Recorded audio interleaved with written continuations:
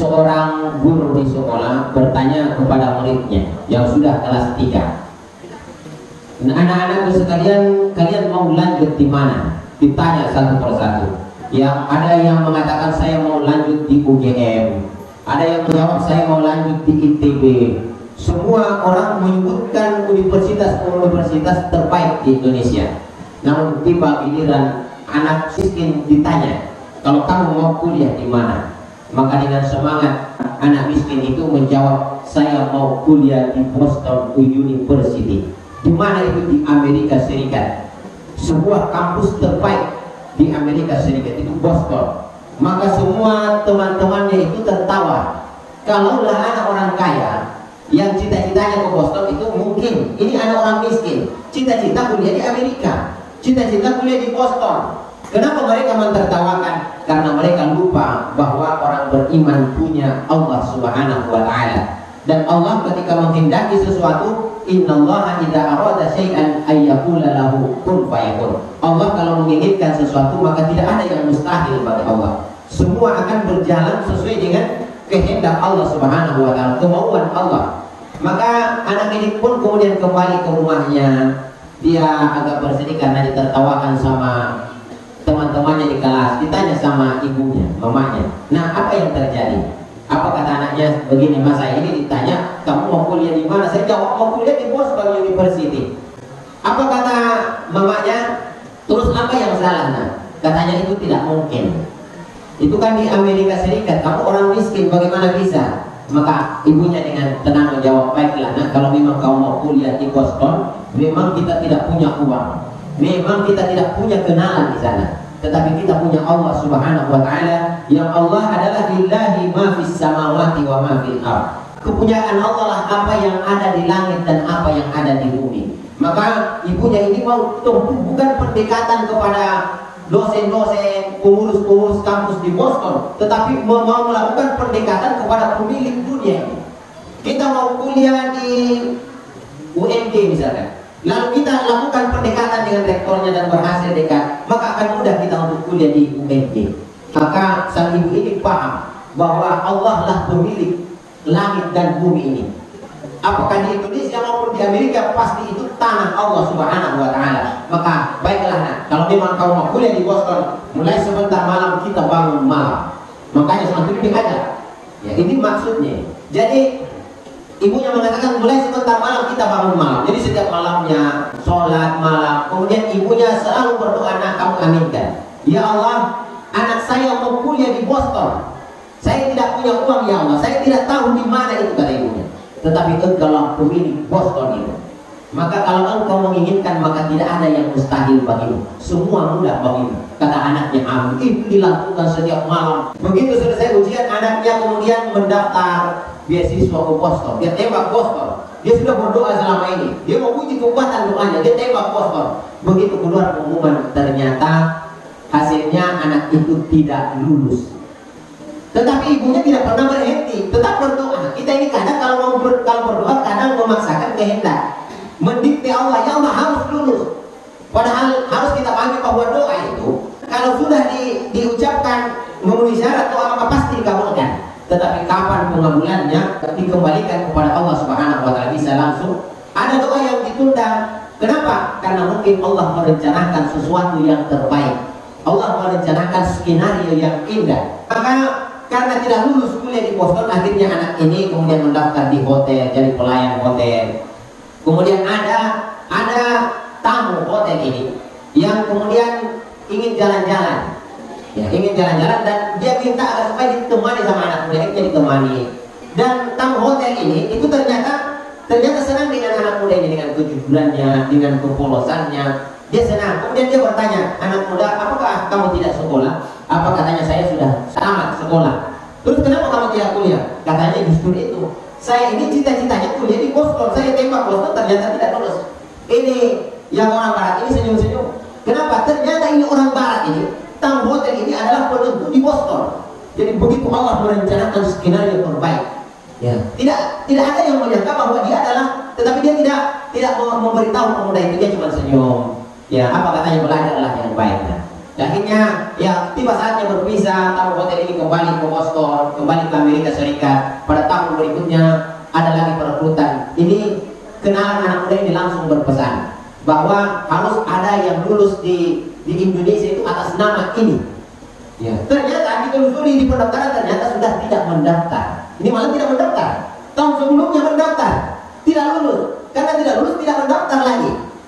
Tetapi doanya tetap dilakukan oleh ibunya. Kenapa? Doa silahul mu'min. Doa itu adalah senjatanya orang beriman. Dicarilah namanya ternyata tidak ada di daftar orang-orang yang mendaftar ingin kuliah di Boston. Akhirnya dia tanya bagaimana, apakah anaknya sudah ketemu? Katanya belum, dia tidak mendaftar. Apa kata ya teman pemuda ini? Cari, dia kerja di hotel, cari orangnya. Ya maka didatangi, kemudian langsung dikasih surat kelulusan. Tidak mendaftar. Tahun sebelumnya mendaftar, tidak lulus. Ini tidak mendaftar, tiba-tiba dapat surat lulus. Ini skenario Allah Subhanahu wa Ta'ala. Dan hasilnya lebih indah. Kenapa? Begitu dia berangkat ke Boston, kalau lulus biasa, andailah dia lulus di tahun pertama, maka dia tidak akan punya seseorang yang akan membacking hidupnya di sana. Begitu dia sampai di bandara, ternyata ada seseorang yang menunggu. Jadi juga penasaran, kenapa saya ini tiba-tiba lulus padahal tidak mendaftar. Begitu dia keluar dari bandara, ternyata ada sosok orang yang dia kenal. Ternyata itu adalah kenalannya di hotel. Dan dia hasil dia kemudian dia bercerita bahwa sebenarnya saya ini adalah dosen guru besar di Boston, dan dia adalah salah seorang penentu yang bisa menentukan siapa yang bisa lulus beasiswa ke Boston dari Indonesia. Maka anak itu kemudian kuliah dengan baik, malah tinggalnya di rumah dosennya ini, di rumah guru besar ini tinggal. Ya kemudian setelah itu dibiayai semua hidupnya. Kemudian begitu tamat di Boston dikirim ke Belanda oleh temannya, dikirim ke Belanda dan lanjut S2, lanjut S3. Nah, apa hikmah yang bisa kita ambil dari kisah ini? Bahwa ternyata kadang kita itu mengandalkan diri kita sendiri tetapi lupa kepada Allah Subhanahu wa Ta'ala. Kita dalam berbuat kadang tidak melibatkan Allah. Padahal ujung daripada ikhtiar kita, usaha kita adalah penentunya adalah Allah sendiri. Makanya kata Nabi Nuh alaihissalam, wahai anakku Kan'an, anta turid, kamu punya mau.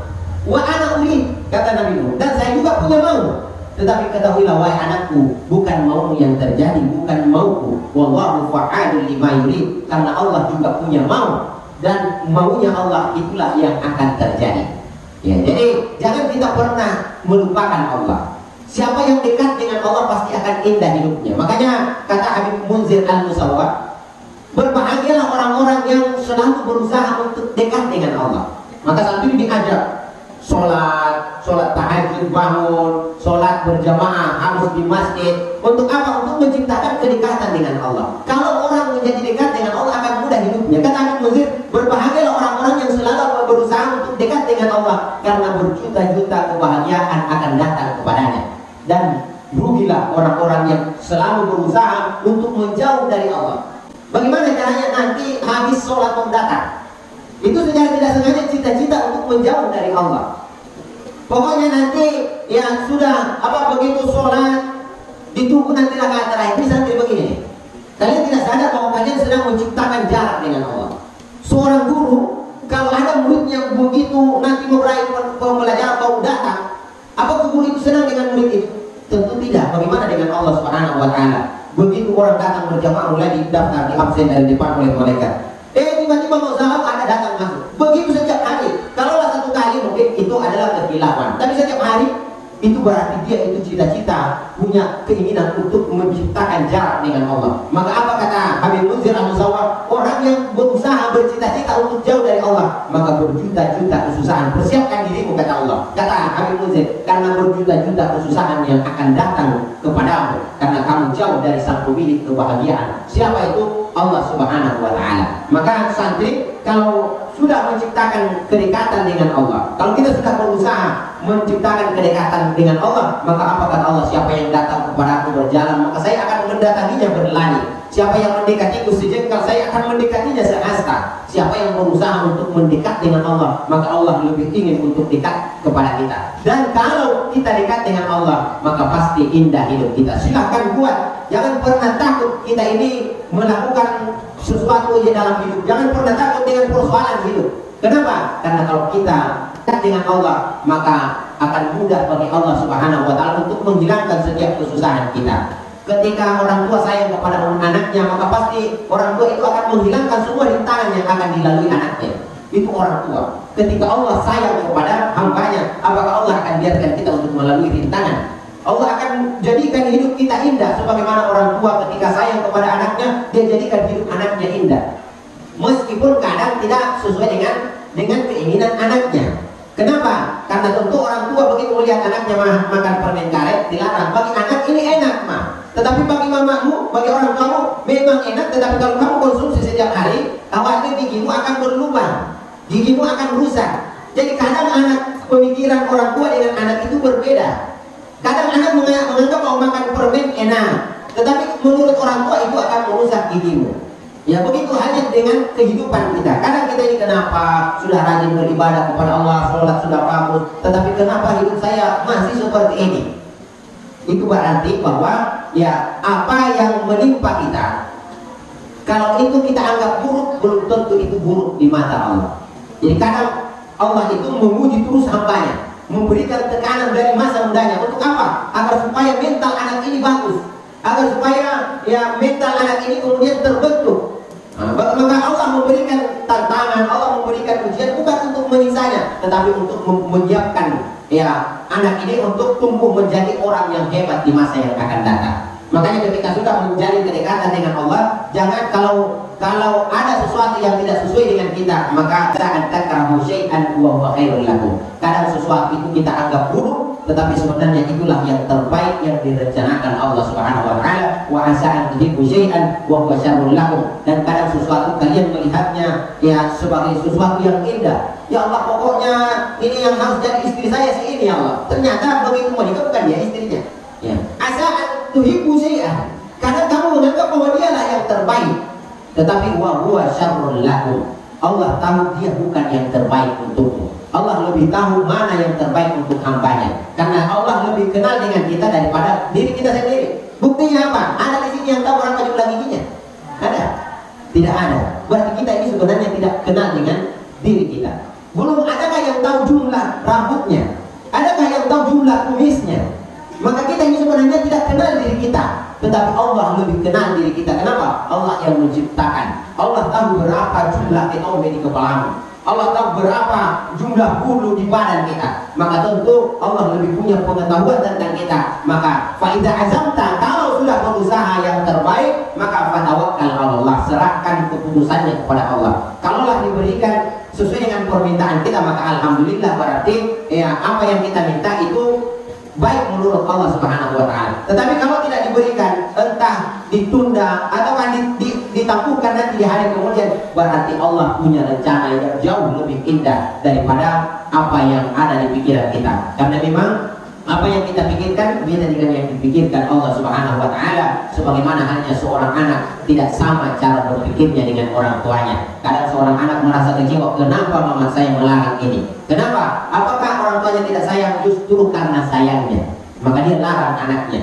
Begitu juga dengan Allah Subhanahu wa taala, justru karena sayangnya. Idza ahabballahu 'abdan, kalau Allah telah cinta kepada seorang hamba, maka akan diujinya hamba itu. Karena Allah hendak mengetahui yasma'a tadarru'ahu. Allah ingin mendengar hambanya itu datang kepadanya berdoa, meminta. Dan kata Allah, wa idza sa'alaka ibadi, dan kalau hambaku datang untuk meminta, anni qarib, saya dekat dan saya akan kabulkan permohonannya manakala dia meminta, kata Allah Subhanahu wa taala. Jadi santri, mudah-mudahan ini bisa menjadi motivasi agar supaya kita lebih semangat beribadah, lebih semangat sholat lail, sholat tahajud, lebih semangat membaca Al-Quran. Bukan untuk menjadi seorang hafiz Quran, bukan untuk berbangga menjadi orang yang cerdas, tetapi menciptakan kedekatan dengan Allah Subhanahu wa taala. Karena apapun profesi kita, pasti cita-citanya ingin bahagia. Ketahuilah, kebahagiaan itu hanya bisa kita peroleh dengan kedekatan kepada Allah. Ala bi dzikrillah tatma'innul qulub. Karena dengan dekat dengan Allah, maka hati kita akan menjadi tenang, sebagaimana seorang anak merasa tenang kalau ada di dekat orang tuanya karena ada yang melindunginya. Begitu pergi merantau, takut dia tidak ada pelindungnya, tetapi Allah adalah pemilik langit dan bumi, dimanapun kita berada. Wa huwa ma'akum aina ma kuntum. Allah bersama dengan kita dimanapun kita berada. Bahkan Allah lebih dekat daripada urat leher kita. Ya, inni qarib, saya dekat kepadamu. Silahkan minta, maka pasti akan diberikan oleh Allah Subhanahu wa taala. Allahumma bi'ila qarib. Wassalamualaikum warahmatullahi wabarakatuh.